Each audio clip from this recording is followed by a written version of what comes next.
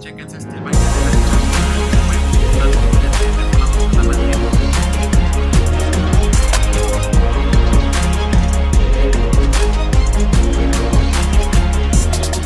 Mi querido Jorge Castillo, ¿cómo estás? Aquí listo para grabar Touch Bolas y más. Mi estimado ingeniero Pizarro, ¿cómo andas?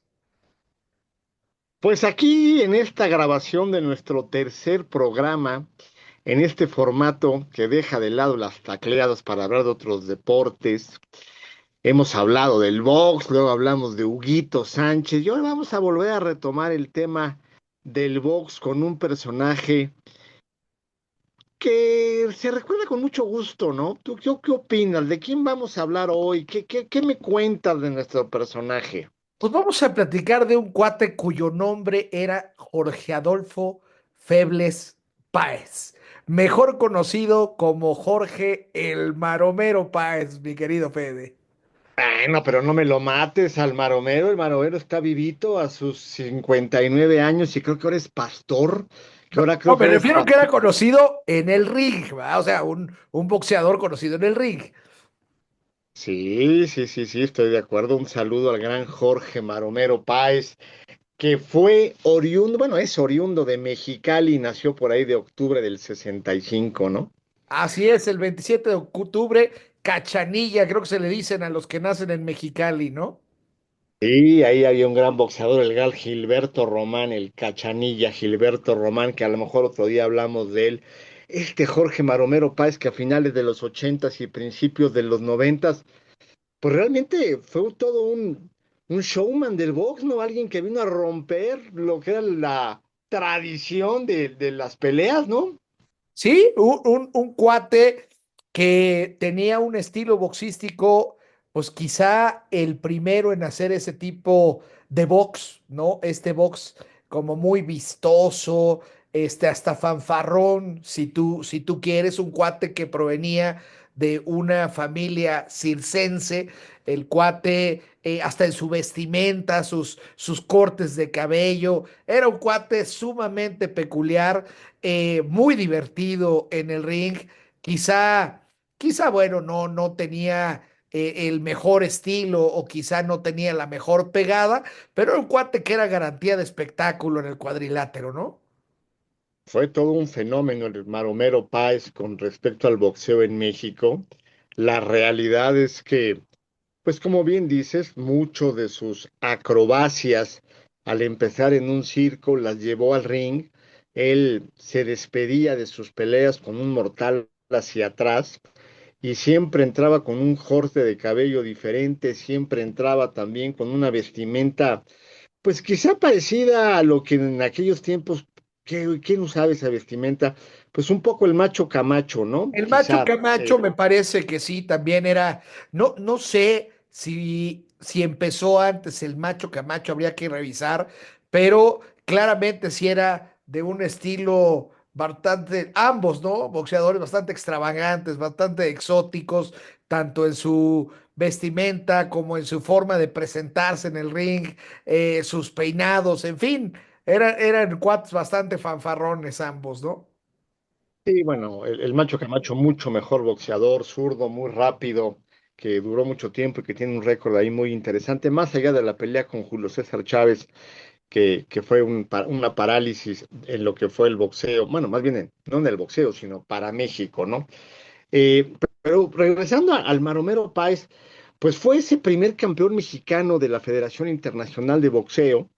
Recordemos que en aquella época, pues había siempre los campeones del Consejo Mundial de Boxeo, que a la fecha se consideran quizá los de mayor prestigio, muy discutible eso, pero así es.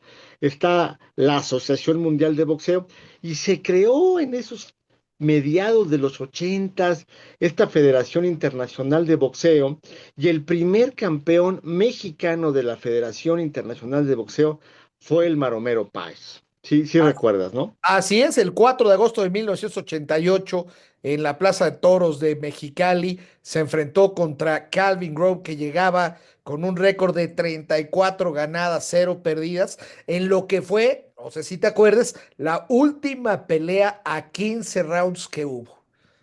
La verdad no lo recordaba, cuando estaba yo estudiando para el programa lo vi ese dato, cuando precisamente se reducen las peleas de 15 a 12 rounds en Campeonato del Mundo, y efectivamente este Maromero Páez pues boxea contra Calvin Grove y lo derrota y se convierte en campeón del mundo, ¿no?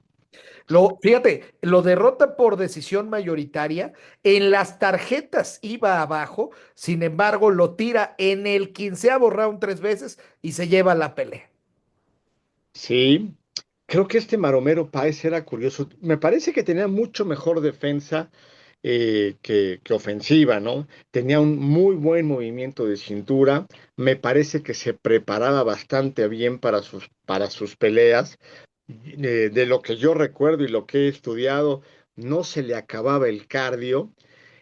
Sus ataques no eran tan buenos, bajaba mucho la derecha, de repente se cambiaba a guardia zurda, te daba mejor la mano izquierda que la mano derecha, pero tenía un espléndido movimiento de cintura, ¿no? Sí, un estilo muy circense, de mucho movimiento. Por ahí ahora hay un boxeador, eh, no me acuerdo cómo se llama, pero tiene un estilo bastante similar. Él es negro, no sé si es norteamericano o inglés, pero también de movimientos de cintura muy rápidos y que no se ven mucho en el boxeo. O sea, no es al estilo Floyd Mayweather, que también tiene una gran defensa, pero Floyd, adicional a que tiene un movimiento de cintura, no siempre se defiende con la cintura, sino con con guardias cruzadas, con movimiento de hombros, en fin. Y estos dos, sobre todo el Maromero, sí se movían, o sea, era plenamente movimiento cintura. Sí, el Maromero Páez tocaba mucho las cuerdas y lo castigaban por recargarse mucho en las cuerdas y luego pues, jalaba al contrario para hacer así de beso pipo, ¿no? De a la Cuauhtémoc Sí, Blanco, sí. a Tyson y a la Volpe, ¿no? Y eso le caía bien a la gente, realmente era una persona que sus grandes taquillas y sus pagos por evento, muchos los hizo en México, en la zona de ahí del noroeste, ¿no? Digo, del Así, noroeste. así es, de hecho fue el primer mexicano en lograr un contrato con HBO, ¿no? En estos pay-per-view. Sí, sí, y luego, pues yo recuerdo cuando se calienta aquella pelea contra Troy Dorsey, ¿no? Troy Dorsey, que al final era un boxeador bastante malito, pero que venía de ser campeón de kickboxing y campeón, creo que de Muay Thai y de esas, bueno, no existían las artes marciales mixtas, pero él venía de, pues, de poder usar las piernas y los brazos, ¿no? Y se da esta pelea contra Troy Dorsey enfrentando a un campeón de esas excentricidades contra el Maromero Páez, creo que fue en el 92, y el Maromero se presenta con un corte de pelo con el símbolo de Batman, que había sido perdón, la película que hizo Jack Nicholson con Michael Keaton, y acaba siendo una pelea que vendió muchísimo. Sí, esa pelea fue el 4 de febrero de 1990, la primera, Fue que ganó el Maromero por decisión dividida, y la segunda fue unos meses después, el 8 de julio de 1990, que terminó en empate, ¿no? Esas peleas llamaron mucho la atención. Realmente Troy Dorsey no era un gran boxeador, ¿no? O sea, más bien venía de la parte kickboxing, llega a la primera pelea con 9 ganados, 2 perdidos, pero finalmente fue una pelea que llamó mucho la atención porque este cuate, Troy Dorsey, era también muy hablador, ¿no? Sí, sí, sí, bueno, siempre se vende esa confrontación, y en este caso era del disciplinado, el que además era así como medio Chuck Norris, ¿no? Contra el Maromero Páez, ¿no? Insisto, era un fenómeno con respecto al merchandising y al marketing que se tenía, ¿no? A mí en lo particular me parece que el Maromero Páez es bastante mejor boxeador que el reconocimiento que se le da.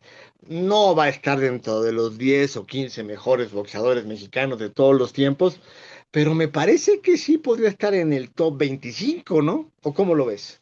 No lo sé, fíjate que me parece que cuando tú repasas todo el cartel, o sea, a ver, vamos a partir de que el Maromero Páez termina con un récord de 79 peleas, eh, más bien, De 79 peleas ganadas, 14 perdidas y 5 empatadas. O sea, no es Ujú. un récord, digamos, tan...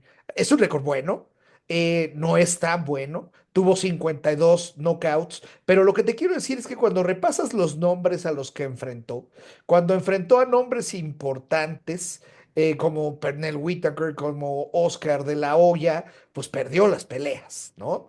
Entonces, no, no era un mal boxeador, no me parece que sea un mal boxeador. No sé si te refieras a top 25 de México o del mundo, güey. No, no, no, por supuesto que de México, no del mundo, no, o sea, no, no, del mundo no habría manera. Del mundo no es ni top 250, pero de México yo creo que sí, o sea, a final de cuentas estoy de acuerdo que perdió con esos nombres que acabas de mencionar, bueno, pero él enfrentó un De La Hoya muy joven, que vamos, fue cuando había sido Golden Boy precisamente en el 92. eh, lo noquean al Maromero. No estoy diciendo que tuvo la oportunidad con De La Hoya, lo que estoy diciendo es que se enfrentó a un De La Hoya que fue un tremendo boxeador y no le rehuyó, como otros que por ahí andan, ¿no? Que rehuyen a las peleas importantes en Estoy el de prime. acuerdo, no voy a hablar del Canelo, pero estoy de acuerdo contigo. Estoy Ah, bien. completamente de acuerdo. Y otra de las cosas interesantes que tenía el Maromero Páez, Fede, se aventaba hasta 7 peleas por año. Durante el 1988 y 1989, que hablábamos que peleó contra Dorsey, perdóname, contra Calvin Grove y se corona como campeón de la Federación Internacional de Boxeo, peleó 7 peleas por año, 7 peleas. O sea, eso Sí, es más de una pelea cada 2 meses. bueno, hasta un poco más, pero digo, alguien dirá por ahí que hoy es que boxeaba contra puro taxista. Bueno, puede ser, hay mucha gente que tiene récords inflados, ¿no? A final de cuentas. El mismo Chávez, con todo respeto, pero el 89-0 de Chávez, que por ahí alguien dice que perdió en la pelea 41, pero eso se la borraron, eh, pues también tiene un récord contra gente bastante malita para inflar el récord, ¿no? A final de No, cuentas. eso es muy común, pero más allá de eso, la preparación, o sea, lo que decías bien tú con respecto al cardio es, si tú peleas 7 peleas al año, eso significa que te estás preparando todo el año. Normalmente hoy en día los boxeadores pelean 2 peleas al año y usan alrededor de 3 o 4 meses para prepararse para esa pelea. Este cuate se mantuvo durante 2 años, 88, 89 en permanente preparación para peleas. Es una locura. Es una verdadera locura. Y estoy de acuerdo contigo en que a lo mejor los nombres contra los top perdió. Sí, quitando quizá a Luis Espinosa, ¿no? Donde Quizá empató. Con Luis Espinosa empató, ¿no? no, le ganó en abril del 90, le gana a Luis Espinosa. Me parece que hubo otra en la que Había empataron, ¿no? empatado en el 89 con Luis Espinosa. Y sí, efectivamente, el 7 de abril del 90 volvió a pelear y ganó por decisión dividida. Así es. Y luego en el 91 perdió contra Pernell Whitaker. Bueno, este Pernell Whitaker era un tremendo boxeador. Para mí, y podemos hablar de esa pelea en otro momento, pero Pernell Whitaker cuando boxea contra Julio César Chávez gana Pernell Whitaker. Y de un personaje del que no hemos hablado y quizá valga la pena un programa, que es del zurdo Ramírez, que le gana a Pernell Whitaker en una decisión sumamente cuestionable, ¿no? Estoy de acuerdo. Ese también podría ser un buen programa. Correcto, así es. Y luego pierde el Maromero con Freddy Pendleton. Ya dijimos que perdió con De La Hoya, perdió con el Chicanito Hernández. Eh, José Luis Castillo también perdió. bueno, esa es una cosa bien curiosa, ¿no? Porque José Luis Castillo, que es aquel boxeador que pelea 2 veces contra Floyd Mayweather y se dice que le ganó las dos, por lo menos la primera es La bastante primera se clara, la ganó, ¿eh? así, completamente. El José Luis Castillo también boxeó y perdió. Le ganó al papá, al maromero papá, y luego José Luis Castillo pierde muchos años después con el hijo, con el maromerito. Es una, Con el es Maromerito Páez. una cosa muy rara, ¿no? Que alguien haya boxeado contra papá e hijo, ¿no? También le pasó por ahí a Julio César Chávez, que peleó en sus inicios, creo que tal vez su primer pelea como profesional y ya televisada, contra aquel boxeador cuyo nombre no recuerdo que le había ganado a su papá. No, ese dato no lo tengo, Y no lo le tengo puso presente. senda felpa. No me acuerdo el resultado, pero creo que Julio, creo que también el Manumerito despachó a José Luis Castillo, ¿no? El Maromerito le ganó a José Luis Castillo, que le había ganado a su papá. Por nocaut Así. técnico, es correcto, en el quinto round en 1990 por allá. Sí, sí, sí. Y bueno, el Maromero también perdió contra Gabriel Ruelas. Estoy de acuerdo en que el récord del Maromero no es potente contra campeones mundiales que tuvieron cierto renombre. Y quizá eso descalifica mi comentario de top 25, pero me parece que más allá de su capacidad de venta, que fue muy grande, caray, el cardio que tenía, la defensa, el movimiento de cintura, los knockouts que logró, que de veras, con una guardia bajísima, mucho era a la base de velocidad de manos, ¿no? Creo yo. No, sin lugar a dudas. Además, con este movimiento de piernas y de cintura, le daba la posibilidad de entrar y salir muy rápido. De tal manera que este defecto que tenía de tener siempre la guardia muy baja, pues el movimiento, la velocidad que tenía en cintura y piernas, le permitía entrar y salir sin necesariamente sufrir tanto daño, ¿no? Sí, sí, de acuerdo. Ahora, es un cuate que debuta en noviembre de 84 y se retira. Su última pelea que las gana, de hecho tiene una racha muy importante de triunfos, en diciembre del 2003. Es un cuate que prácticamente duró 20 años y Sí, con sí, sí. peleas. Que de pronto pasaba por épocas de baches, ¿no? Sí, sí, sí, sí. O sea, en el 99, por ejemplo, que ya nada más pelea dos veces contra Augie Sánchez y contra José Luis Castillo, pierde las dos peleas, ambas por nocaut. Sí, y luego regresa con un cuate José Antonio Campo que tenía un récord de 6 ganados y 6 perdidos, ¿no? Estoy de acuerdo contigo. Él seguía siendo alguien que vendía, seguía siendo alguien bueno, por ahí hizo hasta una película con Gloria Trevi, creo, ¿no? Salió ahí en alguna película cuyo nombre no recuerdo, pero tal vez se van a burlar de nosotros, pero creo que era Zapatos Viejos. Sí, sí, sí, cuando se cantaban las de la papa sin catsup y el Es puñal. correcto, es correcto. Y bueno, por ejemplo, en el año 94, finales de 94 y principios de 95, donde se enfrenta con Oscar de la Hoya, pierde cuatro peleas consecutivas, empezando con Oscar de la Hoya, seguido por Genaro Hernández, después con José Vida Ramos, y con José Vida Ramos peleó dos veces en 1995, 2 meses después, o sea, pelea en julio y pelea en septiembre de 1995 contra José Vida y ambas las pierde. Entonces, de pronto este Maromero era medio inconsistente y me parece que tenía temas ahí un poco mentales, déjame llamarlos de esa manera, y pasaba por baches que le costaba trabajo salir, ¿no? Sí, sí, yo creo que a final de cuentas era alguien que lo contrataban más como un show que como un boxeador, ¿no? Y seguramente tampoco supo administrar también su carrera. Eh, es una posición ahí medio extraña, ¿no? Es entre lo que podría ser como boxeador, que quizá hizo mucho más de lo que se esperaba, valiéndose de estos organismos que empezaban como la Federación y como la Organización Mundial de Boxeo. Entiendo que la pelea con De La Hoya es precisamente por un título vacante de la organización, cuando la organización empezaba.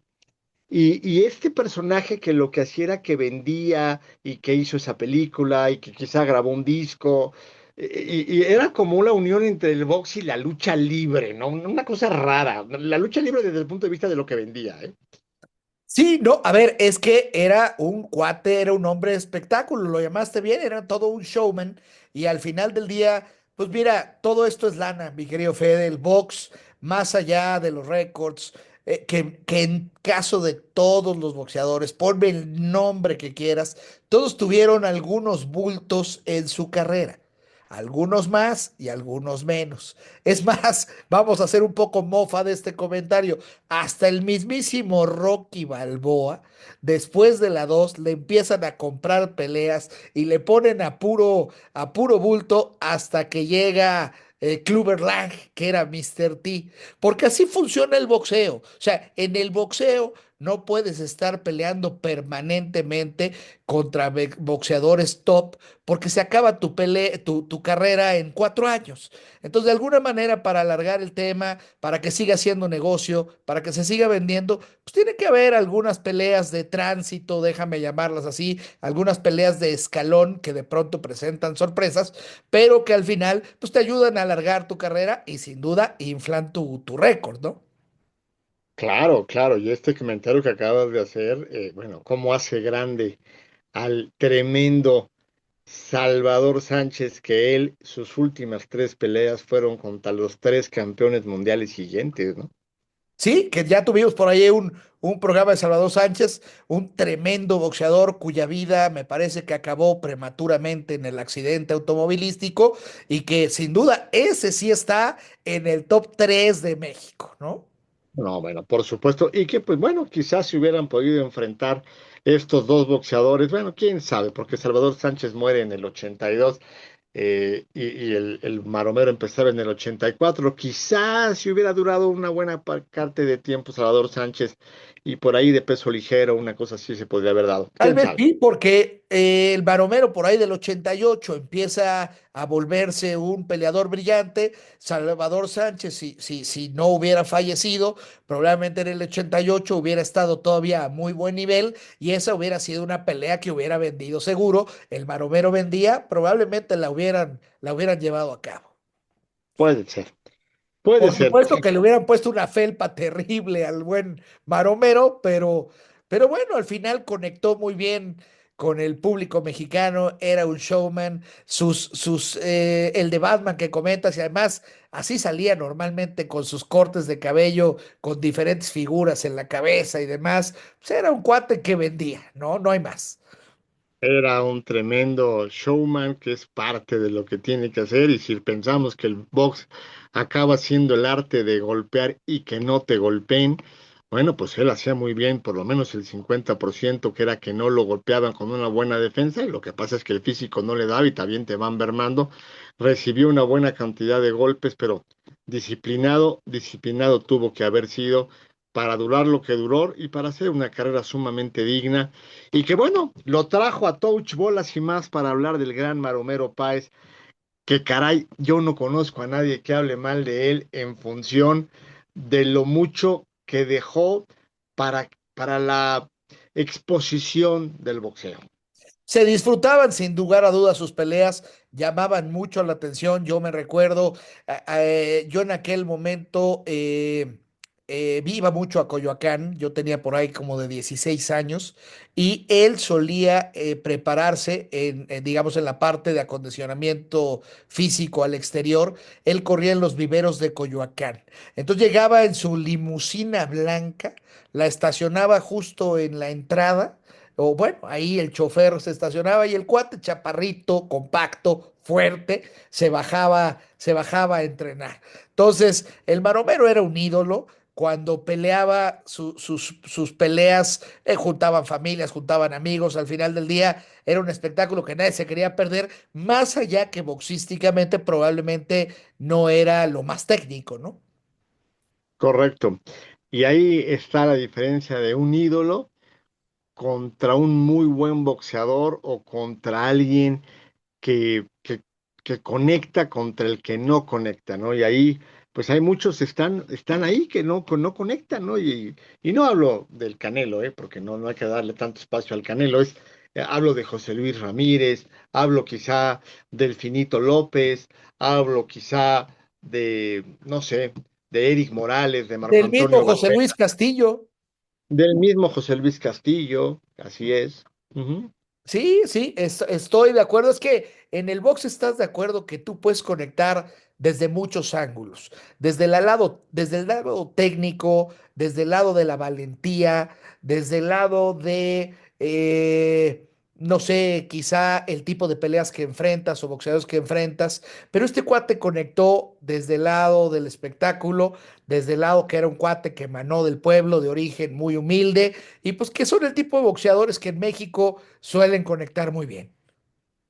Bueno, lo que acabas de decir es la representatividad, ¿no? A final de cuentas es la representación del sí se puede, de yo soy como él y yo podría estar ahí y él me representa, ¿no?